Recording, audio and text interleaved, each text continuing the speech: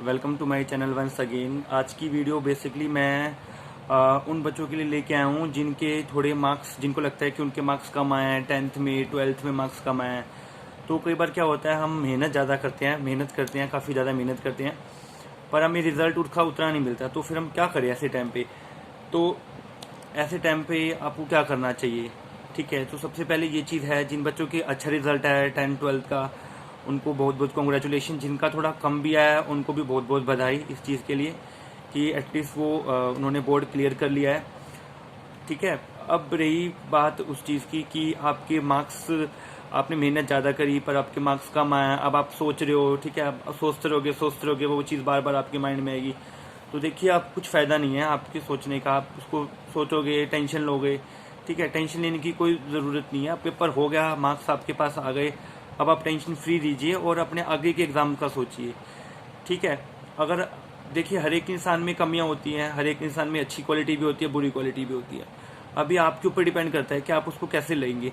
अगर आपने मेहनत करी, ठीक है, अगर मार्क्स कम भी आए तो आप क्या कीजिए, आराम से बैठ के उन पॉइंट्स को नोटबुक पे लिखिए।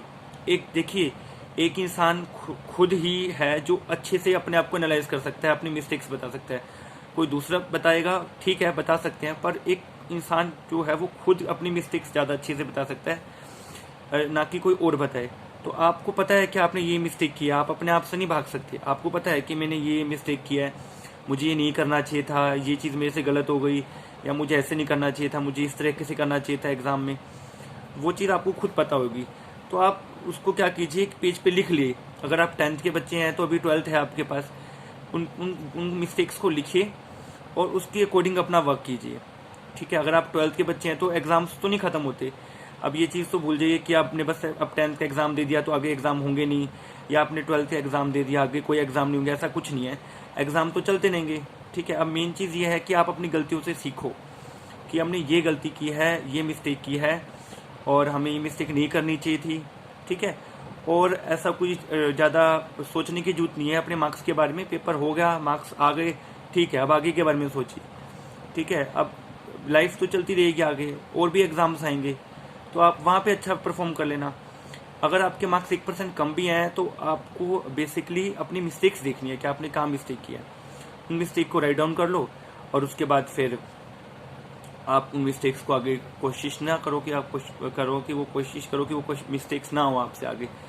तो और तो कोई ऐसी बात नहीं है, मिस्टेक्स होती है। हाँ, मुझे पता है कि ऐसे दुख लगता है, कई बार ऐसे फील होता है कि आप हार्ड वर्क करते हैं, पूरी जी जान लगा देते हैं, अगर उसके बाद भी रिजल्ट नहीं मिलता तो बुरा लगता है। पर कोई बात नहीं, आप ट्राई करो, मिस्टेक्स को देखो और डिसहार्टेड होने की ज़रूरत नहीं है अगर आपके थोड़े कम भी मार्क्स हैं, क्योंकि अब आपके डिसहार्टेड होने से कुछ नहीं होगा। मार्क्स तो आ गए आपके पास, ठीक है ना, आप खुश रहो।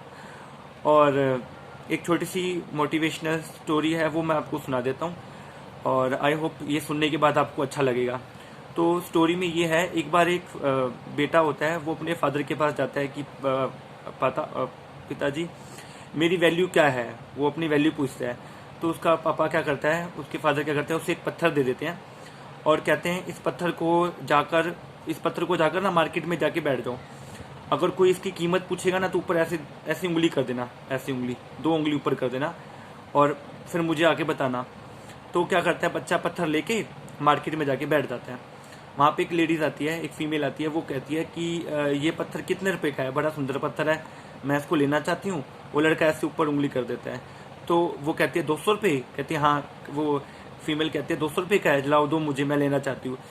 पर वो बच्चा क्या करता है, वो बॉय क्या करता है, घर वापस आता है और अपने पिताजी को बात बताता है कि उससे एक फीमेल मिली थी और वो 200 रुपये कह रही थी। अब की बार उसके जो पिताजी होते हैं, उनके फादर कहते हैं कि ये पत्थर ले जाके ना किसी म्यूजियम के आगे बैठ जाओ। जब वो पत्थर ले जाके किसी म्यूजियम के आगे बैठता है और उसके पिताजी उसको समझा के भेजते हैं, अगर कोई इसकी वैल्यू पूछे, कोई रुपीज़ पूछे तो बस 2 उंगली ऊपर करनी है। तो वहाँ पर वो जाता है, तो वहाँ पे एक आदमी मिलता है उसको म्यूजियम के बाहर। वो कहता है बड़ा सुंदर पत्थर है। वो पूछता है बच्चे से इसकी वैल्यू कितनी है, कितने रुपए का बेच रहे हो पत्थर। तो लड़का ऐसे ऊपर कर देता है 2 उंगली। तो कहता है अच्छा 20,000 में बेचते हो, लाओ दो मुझे पत्थर, मैं लेना चाहता हूँ। फिर वो बॉय होता है, घर आके अपने पिताजी को ये बात कहता है कि भाई म्यूजियम के बाहर तो इसके 20,000 रुपये मिल रहे थे मुझे। उसके बाद उसके फादर कहते हैं कि ये पत्थर ले जाकर ना किसी जोहरी की दुकान पे जहाँ पे मतलब कीमती पत्थर की वैल्यू होती है, बिकते हैं, वहाँ जाके बैठ जाओ। और वो लड़का क्या करता है, पत्थर ले जाके जौहरी की दुकान पे के पास वहाँ पे बैठ जाता है।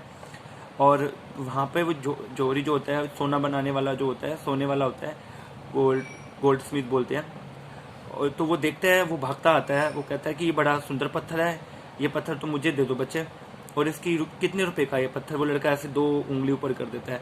वो कहता है 2 लाख का, अच्छा अच्छा लो। तो वो बच्चा उसके बाद घर जाता है और अपने पिताजी को ये बात बताता है कि देखो सेम पत्थर की वैल्यू, उसके पिताजी ये समझाते हैं, सेम पत्थर की वैल्यू 200 से 2 लाख हो गई है ना। इसी तरीके से हमारी वैल्यू जो होती है वो हमारे हाथ में होती है, ऐसा कुछ नहीं है, ठीक है। हर एक के अंदर अच्छी क्वालिटी भी होती है, बुरी क्वालिटी भी होती है, कुछ ना कुछ अच्छा हमारे अंदर होता है। अभी आपके हाथ में है कि आप उसको 200 रुपये का रखो, 2 लाख का रखो या 2 करोड़ का रखो, ठीक है। तो आपकी वैल्यू आपकी खुद के हाथ में है। आप हमेशा उनके बारे में सोचिए जो आपसे प्यार करते हैं, ठीक है। आपकी फैमिली मेम्बर है, आपको कितना प्यार करते हैं, ठीक है। अगर आप डिस्टर्ब रहोगे मार्क्स को लेकर तो उनको भी चिंता होगी। आप खुश रहिए, अगर कम मार्क्स आगे कह दिए कोई बात नहीं पापा मम्मी, फिर अच्छे मार्क्स आ जाएंगे, कोई बात नहीं, इस बार मिस्टेक्स होगी थी, आगे से मैं ध्यान रख लूँगी। अगर आप खुश रहेंगे तो आपकी फैमिली वाले भी खुश रहेंगे। तो ये एक छोटी सी मोटिवेशनल वीडियो थी, ठीक है। तो मेरा मेन एम यही है कि बच्चे खुश रहें। अगर एग्ज़ाम में मार्क्स कम भी आए हैं तो कोई बात नहीं, और आगे एग्ज़ाम देते रहना, आगे एग्ज़ाम तो चलते रहेंगे, और एग्ज़ाम दे देना और उसमें अच्छा परफॉर्म कर देना। अपने मिस्टेक्स को कोशिश करना, रिपीट ना करना, और किसी और को ब्लेम मत करना। देखो आपका एग्ज़ाम था, कई बार ऐसे करते हैं हम, दूसरों को ब्लेम कर देते हैं कि इसकी वजह से कम मार्क्स है, इसकी वजह से कम मार्क्स है, ये वो। तो ये चीज़ मत करना प्लीज़। ये चीज़ करके आप थोड़े टाइम के लिए वो हो सकते हो, पर अल्टीमेटली फिर आप वो चीज़ जो अंदर से ग्रो होनी चाहिए वो आप ग्रो नहीं कर पाओगे। आपका एग्ज़ाम था, आपके मार्क्स है, उसको एक्सेप्ट करो कि हाँ मेरी मिस्टेक्स की वजह से मेरे मार्क्स ऐसे हैं, और आगे से मैं इसके लिए अच्छा परफॉर्म करूँगी। और मार्क्स की बिल्कुल टेंशन लेने की जरूरत नहीं है। आप देखते भी हो कि गवर्नमेंट जॉब्स में भी पहले आपका एंट्रेंस टेस्ट होता है ना। यार मैंने कई ऐसे एग्जाम्पल देखे हैं बच्चों के कि एवरेज स्टूडेंट थे पर वो जॉब्स लग गई उनकी, काफ़ी अच्छी पोस्ट पे चले गए।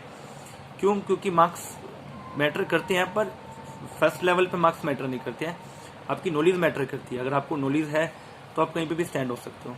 तो ये छोटी सी वीडियो थी, आई होप आपको पसंद आई होगी। तो चैनल को सब्सक्राइब करके जाना, अगर आपको अच्छा लगे हो तो लाइक करके जाना वीडियो को, और उनके साथ प्लीज़ शेयर करना जिनका अभी अभी रिजल्ट आया है और वो थोड़े से डिप्रेस हैं, उनको लग रहा है कि उनके कम मार्क्स हैं, उनके साथ ज़रूर ये वीडियो शेयर करो ताकि उनको अच्छा लगे। अगर आपकी कोई राय हो तो आप मुझे कमेंट बॉक्स में बता सकते हो। अगर आप और कोई स्टोरी सुनना चाहते हो आपके, तो मुझे कमेंट बॉक्स में बता देना, मैं और स्टोरी बना दूंगा। So thank you for watching. Channel को सब्सक्राइब करके जरूर जाना और लाइक करना वीडियो को अगर आपको अच्छा लगे तो। Thank you, have a nice day. चिंता मत करना, एग्ज़ाम ओवर हो चुके हैं, अब आप रिलैक्स रह के आगे के एग्ज़ाम की तैयारी कीजिए। Thank you for watching, thank you so much. आपने मुझे सुना इतनी देर तक, आपने मुझे अपना कीमती समय दिया, थैंक यू।